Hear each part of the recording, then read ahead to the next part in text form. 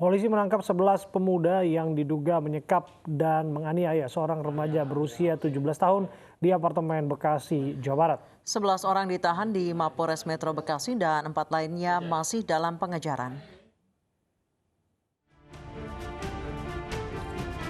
Tim Jatanras Polres Metro Bekasi Kota menangkap 11 pelaku penyekapan dan penganiayaan terhadap AR, remaja berusia 17 tahun di apartemen Mutiara, Bekasi Selatan, Jawa Barat. Dari 11 pelaku, 1 diantaranya merupakan wanita yang masih remaja.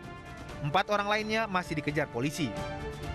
Para pelaku kini sedang diperiksa untuk mendalami peran masing-masing. Di apartemen, polisi menemukan lakban dan stik golf yang dipakai untuk menyekap dan menganiaya korban. Dari hasil penyelidikan, korban dianiaya di 3 tempat berbeda. Ini karena ada 3 TKP ya yang kita soroti untuk perkara ini. Yang pertama di Jalan Raya Tambun, kemudian selama perjalanan dari Tambun sampai ke apartemen Mutiara itu juga terjadi penganiayaan di situ. Kemudian di dalam apartemen sendiri korban juga masih dilakukan penganiayaan oleh para pelaku.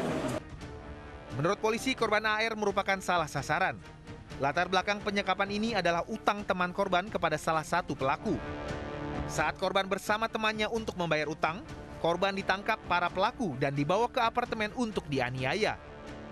Korban yang berusaha melarikan diri bahkan sempat bergelantungan di balkon apartemen yang berada di lantai 19 sebelum diselamatkan petugas keamanan. Dari Bekasi, Jawa Barat, Rahmat Hidayat, iNews melaporkan.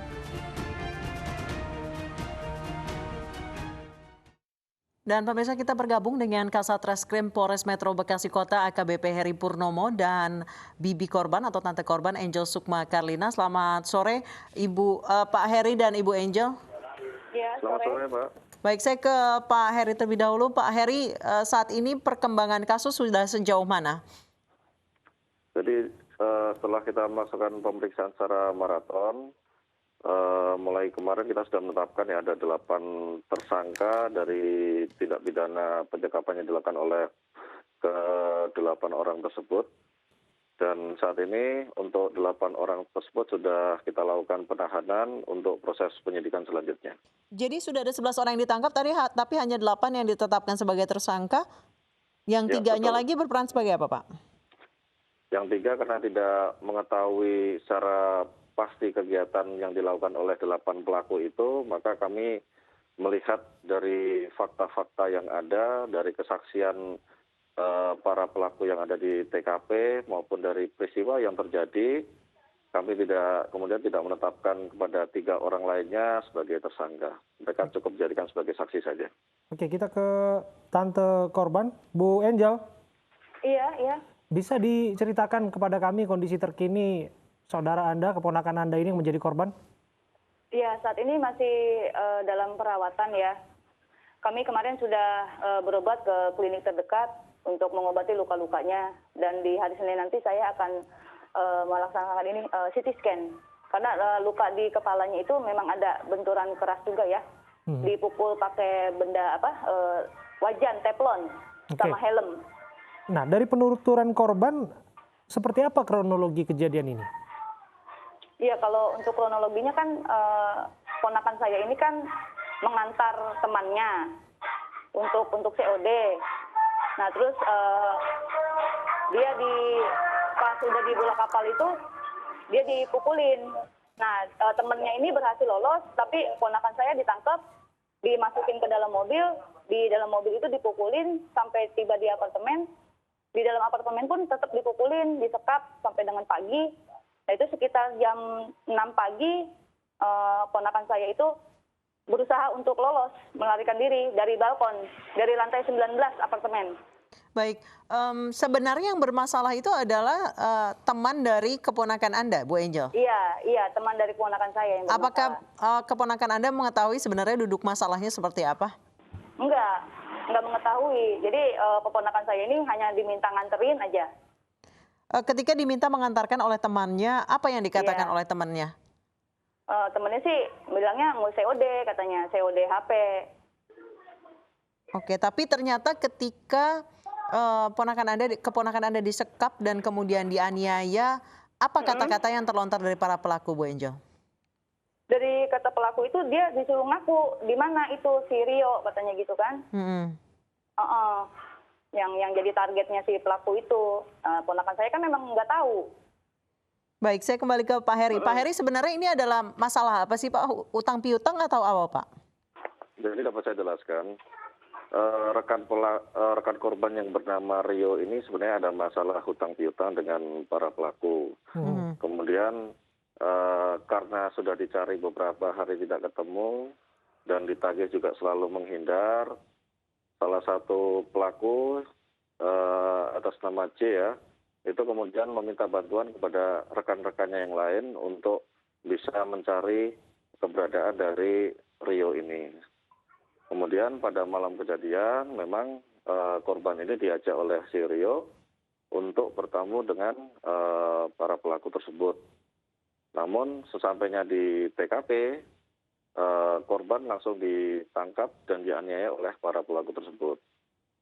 Untuk masalah utang piutang ini sebenarnya terkait dengan sewa apartemen yang sebelumnya dilakukan oleh saudara Rio terhadap para pelaku ini, namun sampai dengan saat ini belum dibayarkan dan hanya berjanji-janji saja. Baik, jadi penganiayaan ini memang berencana ya Pak ya? Ya, sebelumnya sudah direncanakan duluan untuk perencanaannya di apartemen Mutiara Bekasi. Di situ saudara C itu mengumpulkan beberapa rekannya ya, ada 7 orang yang dikumpulkan, kemudian mereka bersama-sama mencari saudara Rio tersebut. Disebutkan korban alami kekerasan fisik maupun verbal. Apakah betul ini diakui oleh para tersangka, Pak? Jadi memang para pelaku mengakui melakukan penganiayaan terhadap korban. Itu dilakukan mulai dari TKP pertama di Jalan Insinyur Haji Juanda, kemudian dilanjutkan di dalam mobil selama perjalanan dari TKP pertama menuju ke TKP kedua di apartemen Mutiara Bekasi. Baik, kabarnya masih ada 4 terduga lagi yang masih buron. Keberadaannya apakah sudah terlacak polisi dan apakah mereka juga termasuk penganiaya atau perencana dari penculikan ini, Pak? Untuk saat ini hasil dari penyelidikan maupun penyidikan yang kami lakukan, untuk pelaku sudah semuanya berhasil diamankan. Namun kami tetap akan mendalami lagi untuk keterlibatan pelaku-pelaku yang lain apabila nanti ada. Okay. Baik, saya kembali ke Ibu Angel. Ibu Angel, ketika akhirnya keponakan Anda dan keluarga memutuskan untuk melaporkannya ke polisi, apa yang dikatakan oleh keponakan Anda? Ya, keponakan saya mengatakan ya diselesaikan gitu kan, dituntaskan gitu secara hukum gitu. Karena memang keponakan saya itu benar-benar secara fisikis juga psikologisnya benar-benar ini banget, Mbak. Saya juga nggak ini deh, ngeliatnya juga nggak tega gitu. Nah, di situ upaya penyelamatan diri korban dari aksi penganiayaan ini terbilang dramatis. Bagaimana Anda bisa menjelaskan ini, Bu Angel? Ya itu makanya Pak, mungkin keponakan saya juga berpikir apabila dia tidak melarikan diri mungkin gitu kan. Mungkin akan dilanjutkan penyiksaan atau bagaimana gitu. Itu kan mungkin saja terjadi gitu Kak. Makanya keponakan saya senekat itu gitu dari lantai 19 untuk menyelamatkan diri gitu. Oke. Nah, itu penyelamatan itu dilakukan seorang diri? Seorang diri, Pak. Seorang diri. Jadi pas di lantai 9 diketahui oleh security. Kami menyimak. Iya. Silakan Bu Angel. Diketahui oleh security dan disuruh stop sampai di lantai 9. Kemudian security naik melalui lift ke lantai 9 untuk membuka pintu di mana ponakan saya itu berhenti di situ. Jadi dikeluarin, langsung dibawa ke pos security dan dari security dilaporkan ke Polres Bekasi. Baik, Ibu Angel, kabarnya ada upaya penyelesaian secara kekeluargaan oleh para pelaku. Benar demikian, Bu? Kenapa? Ada upaya penyelesaian secara kekeluargaan yang dilakukan oleh pelaku, Ibu, benar? Kalau saya sih Mbak, sebagai keluarga kita sudah menegaskan dan kami memutuskan, sudah kita rembukan bahwasannya kasus ini tetap berlanjut ke proses hukum dan diselesaikan secara hukum yang berlaku di negara kita. Baik, siapa yang mendekati keluarga Anda dan keluarga keponakan Anda untuk meminta dalam tanda kutip damai seperti itu? Yang meminta? Iya. Sudah ada yang berbicara dengan keluarga Anda, Ibu? Iya, pihak dari pihak pelaku. Apa yang dikatakannya, Ibu? ya meminta damai gitu kan, jangan sampai kasus ini dilanjutkan gitu, minta damai gitu intinya. Baik, saya ke Pak Heri. Pak Heri, para pelaku ini berkisaran usia berapa, Pak? Untuk pelaku ya ada 2 orang yang di bawah umur. Untuk selain yang 2 orang tadi, 6 orang lainnya itu dewasa ya. Tanggapan dari orang tua pelaku seperti apa, Pak? Kami tidak mendalami sampai sejauh itu karena kami hanya fokus pada penanganan perkaranya saja. Jadi apa-apa yang menjadi bahan untuk penyelidikan maupun penyidikan kami itu yang kami gali dan kami masukkan dalam kegiatan penyidikan kami. Baik, benar ada upaya penyelesaian secara kekeluargaan, Pak, dari keluarga pelaku? Kami sejauh ini belum mengetahui ya apabila dari pihak pelaku melakukan pendekatan-pendekatan secara pribadi ke pihak keluarga, karena kami hanya fokus untuk kegiatan penyidikan yang kami lakukan saja. Oke. Ya. Pak Heri, betulkah bahwa saksi korban yang merupakan teman dari ponakannya Bu Angel ini masih belum bisa dikontak gitu? Sudah kita ambil keterangan juga. Kemarin sudah kita jadikan sebagai salah satu saksi dalam perkara ini. Oke. Baik, berarti posisi teman dari korban ini sudah terdeteksi ya, Pak ya?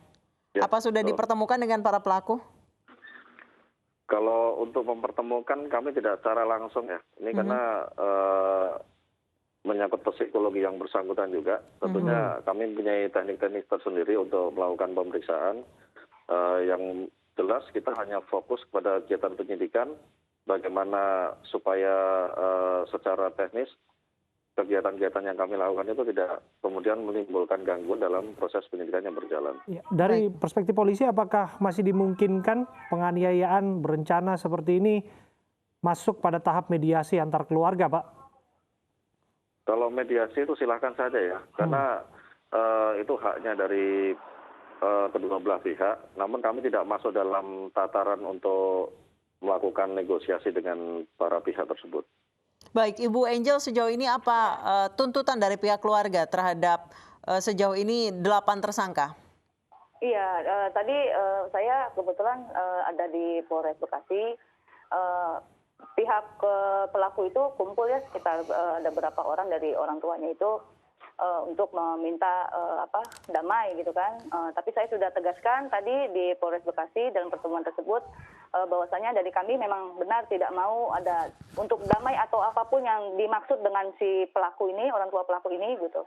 Kami tetap melakukan sesuai ini aja Pak, sesuai dengan prosedur hukum aja Pak, Bu. Baik.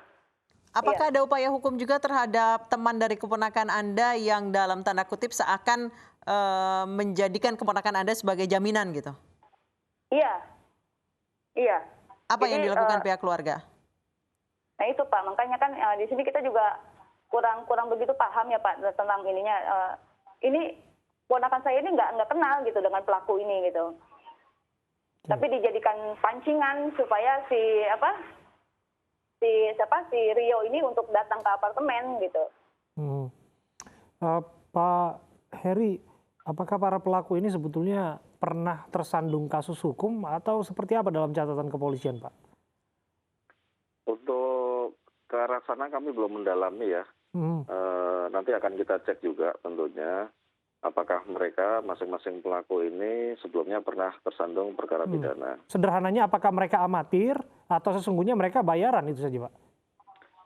Kalau kita lihat dari fakta yang muncul dalam proses penyidikan, ini bisa saya katakan bahwa mereka hanya amatir saja.